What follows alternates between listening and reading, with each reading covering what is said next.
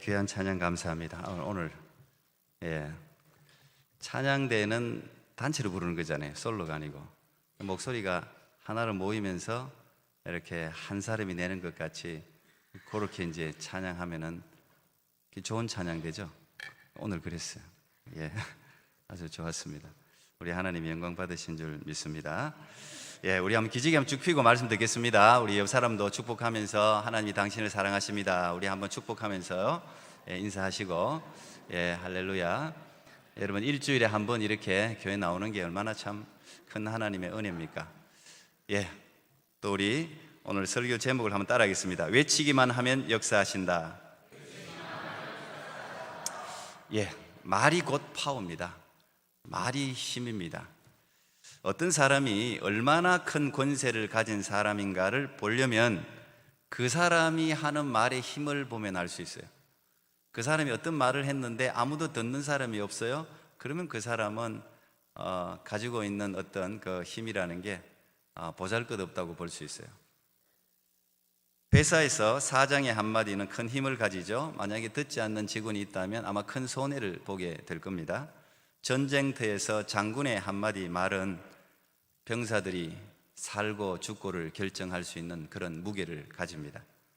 그렇다면 천지 만물의 주인이신 하나님의 한마디 말은 얼마나 큰 힘을 가지겠습니까? 그 말을 듣지 않는다면 어떻게 되겠어요? 오늘 3장을 읽었는데 우리가 지금 1장, 2장, 3장, 4장 이제 다음 주에 요나서를 마치게 되는데 우리 3장 바로 앞구절 2장 10절에는 이렇게 기록되어져 있습니다. 여호와께서 그 물고기에게 말씀하심에 요나를 육지에 토하니라. 개역 성경에는 명하심에, 다른 번역서에는 명령하심에 그렇습니다. 하나님께서 물고기에게 명령하심에 요나를 육지에 토했다. 이 하나님의 한마디 명령에 고래 같은 큰 물고기도 고분고분 말을 듣는 장면을 보고 있습니다. 또한 1장에서는 평생을 바다에서 생활한 베테랑 선원들이 통제하지 못했던 엄청난 태풍이 하나님의 한마디 말에 잠잠해지는 것을 보았습니다. 신약에서도 예수님께서 직접 잠잠하라, 성난 파도, 엄청난 광풍, 태풍도 예수님의 한마디 말에 잠잠해졌습니다. 하나님의 말씀은 그만큼 큰 권세를 지니고 있습니다. 감히 그 말을 거역할 존재가 있겠습니까? 근데 있어요. 요나는 말을 듣지 않았습니다. 피조물 중에 어쩌면 유일하게 인간만이 창조주 하나님의 말을 거부합니다. 하나님이 그만큼 우리에게 자유의지, 하나님의 말조차도 거부할 수 있는 자유의지를 허락해 주셨기 때문입니다. 근데 하나님은 이 자유의지를 가지고 우리가 방종하는 것을 원하시는 것이 아니라 하나님의 명령에 어쩔 수 없는 물리적인 힘에 눌려서 듣는 게 아니라 우리가 가지고 있는 이 엄청난 자유의지를 자발적으로 순종해서 하나님의 말씀을 듣는 것을 하나님은 굉장히 기뻐하십니다. 그래서 오늘 하나님은 이 요나가 스스로 순종해서 하나님의 말씀을 받아들이도록 여러분들이 요나서를 1장부터 4장까지 보면 굉장히 많은 것을 준비하십니다. 그냥 한마디 말로 눌러도 되는데 하나님은 하나하나 태풍도 하나님이 준비하셨죠. 4장에 보면 박넝쿨도 준비하시죠. 물고기도 준비하시죠. 전부 하나 벌레도 준비하시죠. 그 준비하사 이런 표현이 적혀 있어요. 하나님이 하나하나 준비해서 요나가 스스로 자발적으로 하나님의 말씀을 순종하는 사람이 되도록 인도하고 있습니다. 하나님의 뜻은 언제나 선하지요.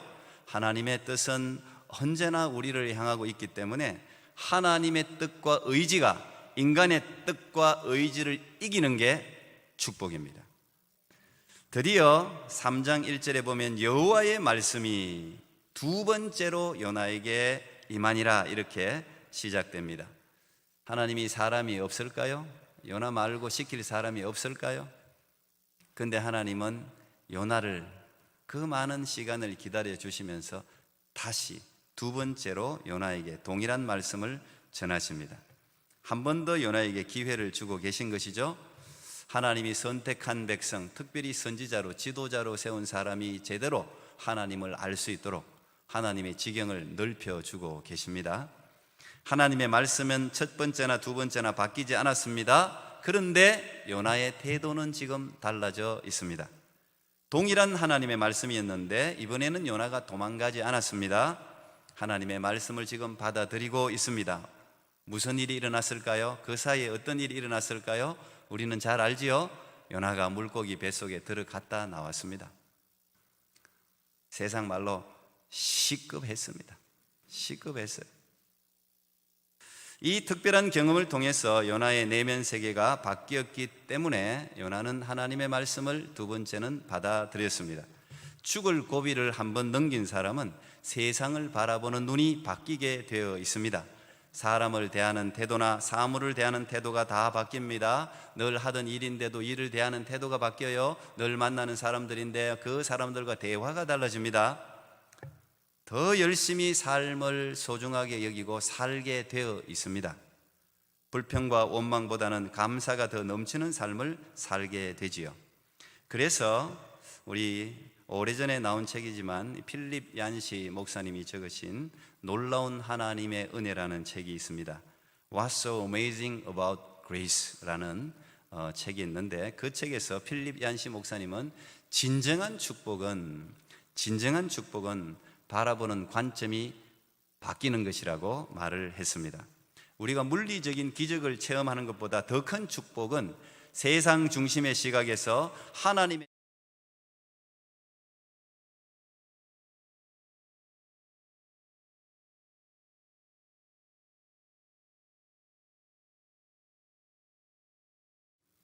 어떻게 바라보느냐가 참 중요합니다.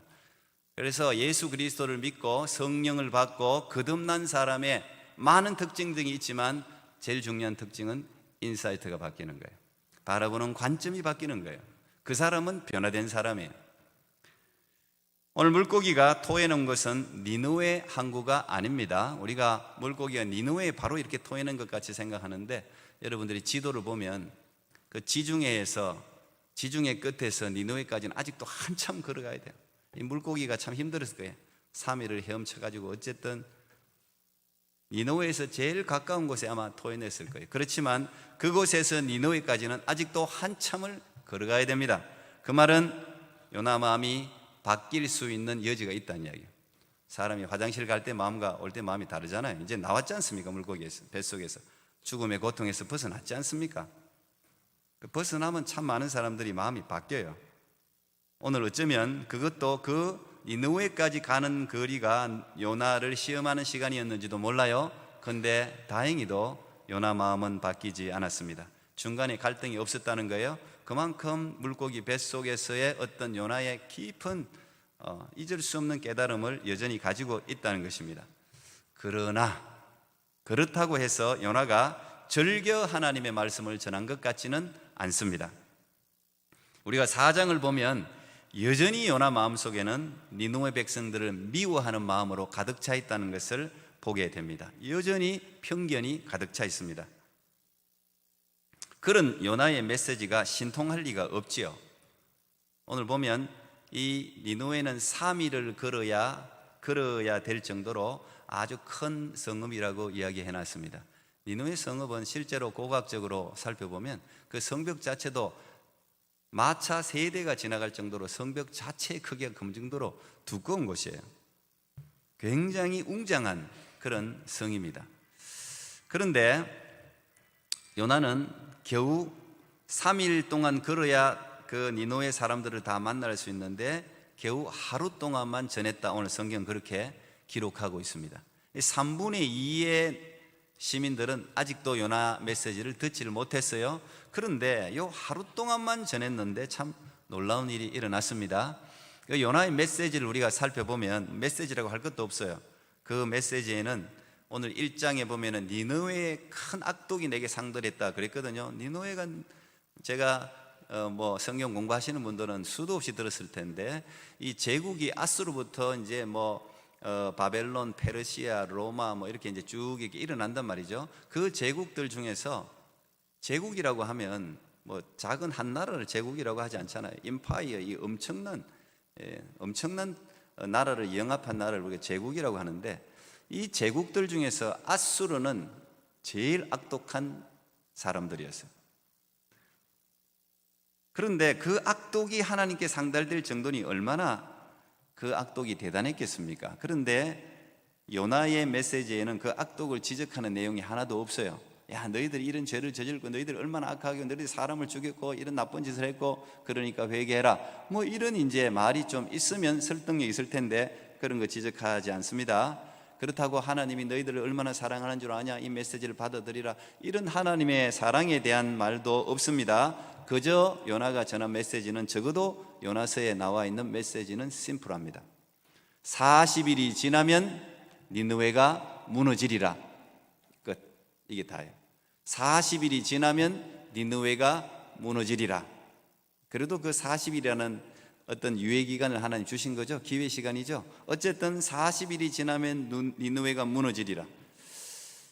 우리 가만히 이렇게 돌이켜 놓고 생각하면, 어찌 보면은 정신병자가 갑자기 나와갖고 횡설수설하는 거하고 비슷하지 않습니까?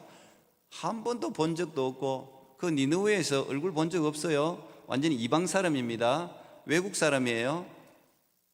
근데 이 사람이 갑자기 오늘 나오더니, 야, 이 성이 40일 후에는 무너지리라. 그 정신병자죠. 어떻게 생각하면. 황당한 메시지입니다. 요나가 열정을 가지거나 사랑의 마음을 가졌다고 단정하기 어렵습니다. 이 메시지를 전하려고, 하나님, 제가 오늘 말씀을 전할 텐데, 이제 우리가 이제 노방전도 가면, 저도 마찬가지예요. 우리가 전도를 하면 우리가 기도하지 않습니까? 막 간절하게 기도를 준비하고, 하나님, 오늘 제가 전하는 이 전도지를 받아든 사람의 마음을 열어주셔서 예수님을 알 수 있는 눈을 허락해 주세요. 뭐 이런 이제 우리가 간절한 기도를 한단 말이죠. 요나 그런 기도 한 적 없습니다. 그런 기도로 준비한 거 아니에요. 금식한 적도 없습니다. 뭐 억지로 했죠, 3일. 그러나 전도를 위해서 하지 않았습니다. 간절함은 아예 없습니다. 그렇다고 요나가 니느웨에서 마술을 부리거나 질병을 치료하거나 해서 어떤 기적을 보여줘서 사람들이, 와, 이 사람 대단한 사람이네, 이 사람 말에는 뭔가 영음이 있을 거야, 뭔가 특별한 게 있을 거야, 이런 모습을 보여준 적도 없어요. 그리고 요나의 우리가 몰골을 한번 상상해 보면, 깨끗한 옷을 입었겠습니까? 세수는 제대로 했겠습니까? 출발할 때, 요빠 항구에서 출발할 때 입었던 옷 그대로예요. 물고기 뱃속에 한번 들어갔다 나왔으니 뭐 빨래는 했겠어요? 냄새도 날 거예요. 근데 그 몰골 그대로예요. 청산 거지죠 뭐. 금식까지 했으니 얼굴도 헬쓱할 거예요. 근데 마음도 불편해요. 사람이 얼굴이 예쁜 사람은요, 마음이 예쁘면 얼굴이 예뻐요. 마음이 고우면, 그 잠언에 거기 다 나와 있잖아요. 마음이 힘들고 어려우면 그 얼굴에 나타나요. 근데 이 지금 요나는 마음도 불편하잖아요. 지금 억지로 지금 하잖아요. 그러니까 인상도 좋았을 리가 없어요. 그런데 어찌된 일입니까? 니느웨 사람들은 이 요나의 정성 없는 말씀을 듣고서도 엄청난 반응을 보이고 있습니다. 5절입니다. 니느웨 사람들이 하나님을 믿고 금식을 선포하고 높고 낮은 자를 막론하고 굵은 베옷을 입은지라, 이렇게 기록되어져 있습니다. 도저히 믿을 수가 없는 장면입니다. 이런 일이 일어날 수가 없지요. 그 부실한 한마디에 그렇게 포악한 아수르 사람들이 하나님을 믿게 되었다고? 이거 믿기 참 어렵죠. 그냥 믿었다, 말로만 그래 믿을게, 아이고 빨리 이제 사라져, 이게 아니라 진짜 믿었다는 게 나타나죠. 금식을 합니다. 회개를 합니다. 상식적으로 일어날 수 없는 일입니다. 그런데 하나님은 상식으로 이해 안 되는 일을 하나님은 하십니다. 외치기만 했는데 역사가 나타났습니다. 우리의 생각과 너무도 다릅니다. 우리는 복음을 전할 때 기도를 많이 해야 많이 하고 나가야 한다고 생각합니다. 외모나 옷을 잘 차려 입어야 된다고 생각해요. 깨끗하게 차려입는 게 낫지요. 복음을 전하는 데 도움이 된다고 생각하죠. 당연한 겁니다. 설득력 있는 말을 잘 해야 복음이 전해질 거라고 생각합니다. 그래서 우리가 준비를 하지 않습니까? 성경 지식이 풍부해서 그 사람들이 갑자기 무슨 질문을 하면 내가 앞뒤 막힘 없이 잘 대답할 수 있도록 준비되어야 우리가 전도를 잘할 수 있고 그 사람의 회심이 일어날 거라고 생각합니다. 그런데 요나서를 보니까 그렇지 않더라는 거예요. 그저 순종해서, 그저 하나님이 가서 외치라고 하면 그저 순종해서 내가 준비가 되건 안 되건 하나님이 외치라고 한 게 준비 아니에요? 하나님이 나보고 외치라고 했으면 뭔가 하나님이 작정을 하고 외치라고 하는 거죠. 순종하면 되는 거예요. 근데 우리는 너무 많은 핑계를 대요. 내가 준비가 안 됐어요. 내 모습을 보고 사람들이 예수님을 믿을 리가 없어요. 뭐 하면 창피를 당할 거예요. 어떻고 저떻고 뭐 너무 많은 핑계가 있어요. 하나님의 외침, 하나님의 명령이 떨어졌다면 그 이상 다른 게 없어요. 그 명령이라면 그저 순종하면은 하나님이 역사를 일으키신다는 것이죠. 철학의 도시 아테네, 우리가 너무 잘 아는 그 아테네에서 사도 바울이 복음을 전하지 않았습니까? 아테네 사람들은 다 말쟁입니다. 그들은 먹고 자고 하는데 관심은 말하는 거, 어떤 변증하는 거, 어떤 새로운 이론, 새로운 철학, 새로운 지식을 얻는 거, 그것밖에 없었어요. 그들의 관심이 거기밖에 없었어요. 스토아 학파와 에피쿠로스 학파, 여러분들 다 뭐 아시겠지만 그 학파들이 그 당시 아테네에 있었는데 그 철학자들과 바울이 논쟁을 하지 않습니까? 바울도 지식이라면 떨어지지 않는 사람 아닙니까? 당대 최고의 인물이었어요. 지식인이었어요. 그래서 바울이 가지고 있는 모든 지식을 동원해서 철학적인 지식, 자연 만물에 대한 지식, 신에 대한 지식, 종교학적으로 다 동원해서 말을 했어요. 그런데 바울의 전도의 여정 가운데 가장 역사가 나타나지 않았습니다. 바울은 실패했습니다. 어떻게 보면 그 실패를 맛본 바울이 고린도로 옮기고 난 후에 고린도에서 이런 말을 합니다. 고린도전서 2장 4절 5절 내 말과 내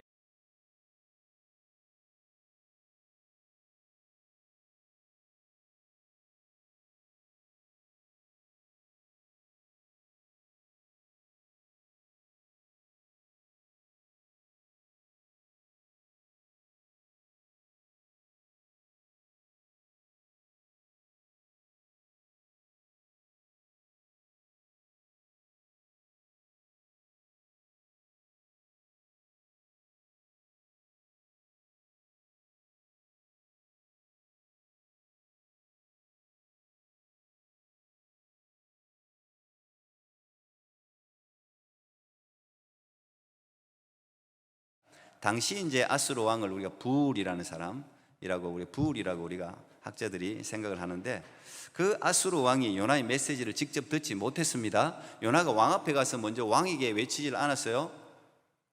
사도 바울은 내가 가이사에게 가야 되겠다 그러고 갔지만은 이 요나는 왕 앞에 가서 전할 생각도 없어요. 그냥 다니다가 그냥 말을 했는데 이 왕이 소문을 통해서 요나의 메시지를 듣게 됩니다. 그런데 소문을 통해서 메시지를 들었음에도 불구하고 왕은 진정한 회개를 합니다. 그리고 거기에서 나아가서 자신이 가지고 있는 지위와 권력을 사용해서 아예 조서를 만들어서 공포를 합니다. 조서라는 것은 법제화됐다는 이야기예요. 강제력을 동원했다는 이야기예요. 이렇게 안 하면 벌을 받는 거예요. 뭐라고 적었습니까? 참 희한한 법입니다. 사람뿐 아니라 짐승까지도 금식하라는 거예요. 짐승이 금식이 뭔지 압니까? 모르죠. 어른뿐 아니라 아이까지 금식하라는 거예요. 그게 무슨 말이에요? 여러분, 짐승이 밥을 굶고 아이가 밥을 굶으면요 난리가 납니다. 울고 막 그냥 소리를 내고 난리가 납니다. 그걸 보면서 생각하라는 거예요. 모든 걸 다 금식시키는, 물도 마시지 못하겠습니다. 그리 보면 권력이 나쁜 것만은 아닌 것 같아요. 이 권력을 잘 사용하면 굉장히 선한 영향력을 미칠 수가 있는 것 같습니다. 왕의 참회는 참된 것이었습니다. 여러분, 회개라는 것이 리펜턴스라는 이 회개라는 게 뭐예요? 리턴이잖아요. 되돌아가는 거, 돌이키는 거, 죄악의 길에서 돌이키는 거, 내가 회개했다고 말은 하는데 여전히 죄 가운데 있으면 그 사람은 회개한 게 아니죠. 입으로만 회개했겠죠. 네. 그런데 아수르 왕과 백성들은 진정한 회개를 하고 있습니다. 제일 먼저 그들이 한 건 뭐였어요? 금식이었습니다. 짐승까지 금식시켰습니다. 왕은 백성들이 그렇게 괴롭기를 바란 것이죠. 하나님이 그 괴로움을, 여러분 아이들이 굶는 거 부모가 보기 어렵습니다. 차라리 나는 굶어도 괜찮은데, 요즘 또 여러분 기르는 펫, 고양이, 개 굶는 거 못 볼걸요. 예. 아프면 뭐 요즘 뭐 인간하고 똑같더라고. 뭐도 수술도 하고 뭐 약도 먹이고 보험도 안 돼요. 또 그래도 하잖아요. 그걸 못 본단 말이에요. 우리가 괴로운 것을 하나님이 봐주기는, 하나님 이렇게 우리가 괴로움을 당합니다. 하나님 뜻을 돌이켜 주세요. 이거 표시예요. 금식하는 거예요. 두 번째, 금식만 하지 않았습니다. 왕은 부르짖어라 그래서 부르짖어라, 기도하라 말이에요. 기도하라. 금식하면서 할 수 있는 가장 위대한 행위는 기도입니다. 우리가 금식하는 이유가 뭐예요? 하나님, 내 간절한 답답함이 있었어, 안타까움이 있었어. 성경의 모든 사람들이 금식했잖아요. 근데 금식, 밥만 굶는 게 금식이 아니죠. 하나님을 향하는 게 금식이잖아요. 하나님만이 이 일을 해결할 수 있습니다. 기도하는 게 진짜 금식의 참된 금식 아니겠어요? 오늘 이 왕은 그런 참된 금식을 하고 있는 겁니다. 거기에서 그치지 않았습니다. 참된 회개는 기도만으로 끝나지 않습니다. 참된 회개는 악한 행위를 고치는 거예요. 그걸 고칠 때 그 사람의 진실을 우리가 이해할 수가 있는 거죠. 오늘 니느웨의 왕은 지금까지 자신과 백성들이 행하던 악한 행위를 다 끊어버리라고 명령하고 있어요. 백성들에게. 자기들이 악하다는 걸 아는 거예요. 너희들의 악한 행위를 지금부터 하지 마라, 끊어버려라. 도둑질하는 놈이 있으면 이제 도둑질 멈춰라. 사람에게 해를 끼치는 사람이 있다면 그거 멈춰라. 훔친 게 있다면 돌려줘라. 그거 아니에요. 삭개오의 회개가 진정한 회개라는 것을 우리가 그걸 통해서 알 수 있잖아요. 내가 훔친 거 있으면, 잘못한 거 있으면 내가 4배나 갚겠다 그랬잖아요. 그게 진짜 회개죠. 그런데 오늘 그 회개를 니느웨 백성들이 하고 있다는 거예요. 왜? 하나님이 이 회개를 인정하셨어요.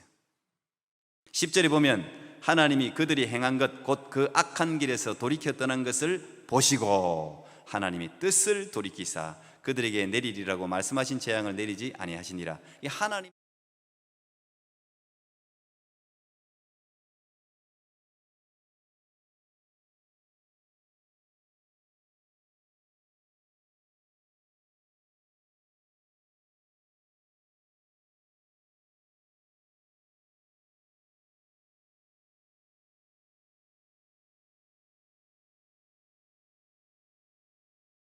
하나님을 알고 하나님의 사랑을 입는 것, 그게 하나님 본심 아니겠습니까? 성경 중에 성경이라고 하는 요한복음 3장 16절 17절 같이요, 시작.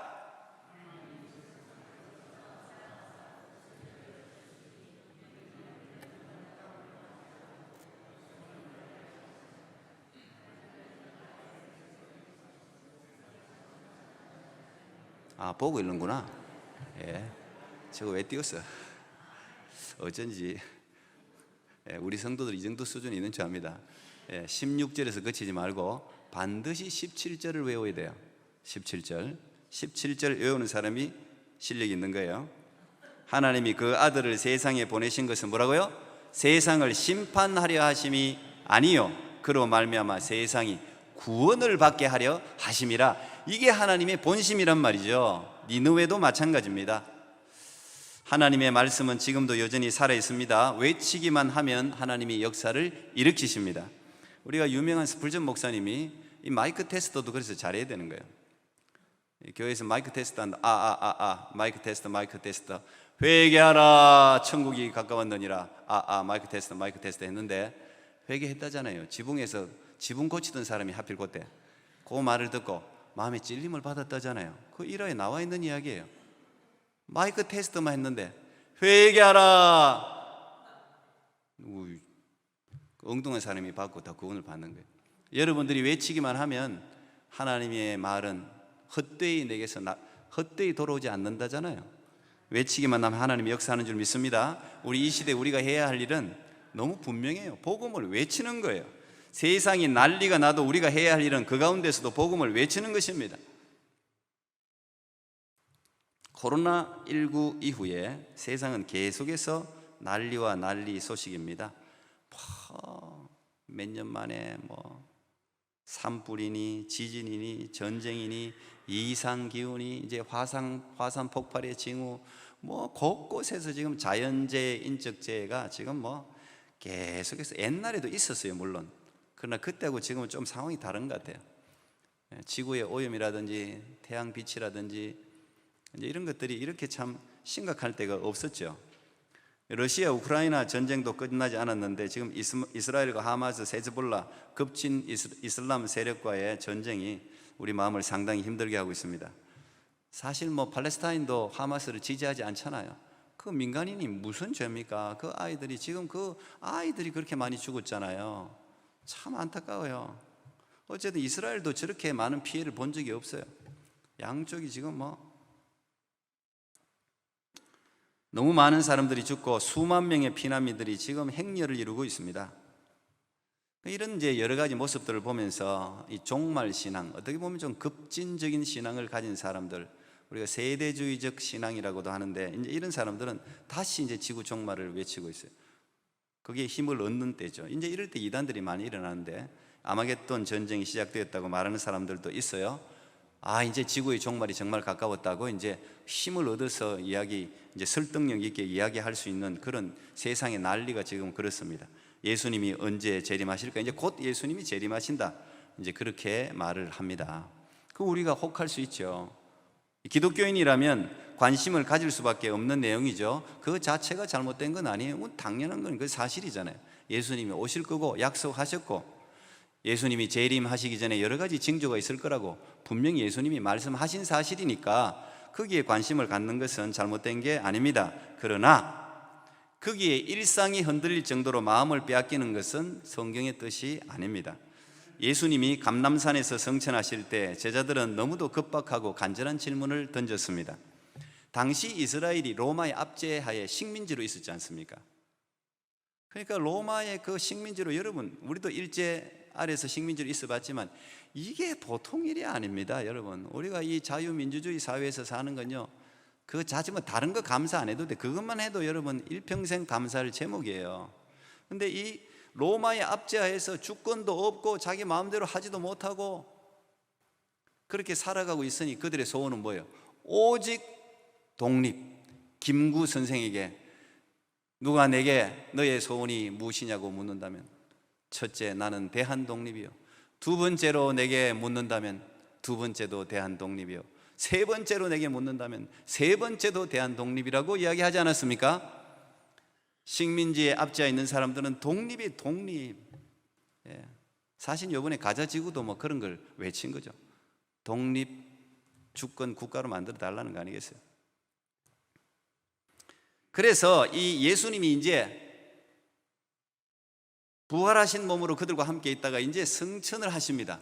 이제 하나님이라는 걸 그들은 너무 분명하게 믿어요. 이 하나님은 천지 만물을 창조할 수 있는 능력이 있는 분이라는 걸 분명히 믿어요. 이제 그래서 이 하나님, 이 예수님께 뭔가를 바라면서 질문을 던지는데 그 질문이라는 게 사실은 질문이라기보다는 그들의 간절한 민족적인 소원이었어요. 그래 예수님에 대한 부탁이었습니다. 어떻게 보면 뭐라고 질문했습니까? 주님, 이게 세 번역입니다. 주님께서 이스라엘에게 나라를 되찾아 주실 때가 바로 지금입니까? 이제 예수님, 우리 이제 독립할 때가 이제 다 됐습니까? 예수님 독립시켜 주시겠습니까? 독립이 이제 곧 되겠죠? 언제 됩니까? 제가 살아있을 때 독립이 되겠죠? 예수님 그거 해 주실 거죠? 이런 질문이에요. 지금 팔레스타인이니 어디 어려움을 겪고 있는 모든 사람들이 던지는 질문이라고 볼 수 있어요. 이 난리통의 말이죠. 그런데 그때 예수님이 이렇게 대답하셨어요. 저는 이 대답이 정말 중요한 대답이라고 생각합니다. 이 혼란한 시대, 난리는요 앞으로도 계속 일어나요. 어떻게 보면 더하면 더했지 덜하지는 않을 거예요. 계속해서 인간, 세상 정부가 통제할 수 없는 난리가 계속해서 일어날 거예요. 지금까지는 미국이, 러시아고 뭐 자기들 뭐 하나님이 다 평안을 주셨으니까 자기들이 뭘 다 할 수 있다고 생각했죠. 코로나가 시작이에요. 작은 바이러스 하나를 미국이 통제했습니까? 러시아가 통제했습니까? 누가 통제했습니까? 아무도 통제 못했습니다. 바이러스가, 백신 바이러스가 무슨 뭐 코로나를 뭐 잡아줍니까? 천만의 말씀입니다. 하나님이 다 멈추게 했기 때문에 지금 겨우 잠잠해진 거예요. 이걸 계속 인간에게 하나님 보여주는 거예요. 이 앞으로 계속한 이 난리와 혼란 상황에 우리 그리스도인이 어떻게 살아가야 되느냐, 중심을 어떻게 잡아야 되느냐, 저는 이 말씀에 다 들어있다고 생각합니다. 사도행전 1장 7절 8절 우리 같이 한번 읽어봐요. 시작. 이르시되 때와 시기는 아버지께서 자기의 권한에 두셨으니 너희가 알 바 아니요 오직 성령이 너희에게 임하시면 너희가 권능을 받고 예루살렘과 온 유대와 사마리아와 땅 끝까지 이르러 내 증인이 되리라 하시니라. 종말이 언제냐, 언제 예수님이 옵니까? 이건 예수님이 성천하신 때부터 지금까지 계속 던지는 질문이에요. 언제 세상이 평화롭게 되냐, 우리가 언제 독립하느냐, 이 어려움이 언제 벗어나느냐. 시기와 때는 아버지의 권한에 두셨으니, 우리가 기도를 많이 한다고 다 되는 게 아니에요. 아버지의 때가 있는 거예요. 이건 아버지의 주권이에요. 거기에 관심을 가지지 말라는 이야기 아닙니까? 거기에 관심을 가지지 말라는 거예요. 흔들리지 말라는 거예요. 너희들이 오직 관심을 가져야 될 건 뭐예요? 성령 충만 받아라. 모든 기독교인들은 예수님 마가 다락방 이후에 우리가 추구해야 될 건 성령 충만이에요. 전쟁 통해서도 성령 충만을 추구해야 됩니다. 배가 굶는 가운데도 성령 충만을 추구해야 돼요. 사업이 잘 돼도 성령 충만을 추구해야 돼요. 오직 우리는 성령 충만을 추구해야 돼요. 어떤 시대, 어떤 상황이 총알이 빗발치는 상황이라도 우리는 성령 충만을 추구해야 되는 거예요. 성령 충만을 추구하면서 영적 권능을 받아야 돼요. 성령 충만해서 영적 권능을 받으면 총알이 빗발치는 상황 가운데, 가자 지구의 한복판에서, 러시아 우크라이나 전쟁 속에서 내가 어떻게 행해야 될지를 하나님이 지도하세요. 우리가 뭘 해야 되는지를 알아야 될 필요가 없어요. 우리가 성령 충만하면, 영적 권능을 가지면 내가 뭘 해야 될지를 알게 돼요. 어떤 사람은 거기에서 순교할 수도 있고, 복음을 전할 수도 있고, 가난한 사람을 구제할 수도 있고, 자기가 할 수 있는 일을 할 거예요. 우리가 해야 될 일은 성령 충만해야 되는 거예요. 영적 권능을 가져야 되는 거예요. 그리고 가까운 가족부터, 같이 한 지붕 안에 살고 있는 가족들부터, 먼 이웃들, 먼 종족들까지 복음의 증인으로 살아가라는 겁니다. 그게 우리에게 주신 마지막 말씀이었어요. 그게 명령이에요, 여러분. 이걸 심각하게 여러분들이 받아들여야 돼요. 그러면은 여러분의 삶의 중심이 탁 잡혀요. 어떤 일을 만나도 중심을 잡을 수가 있어요.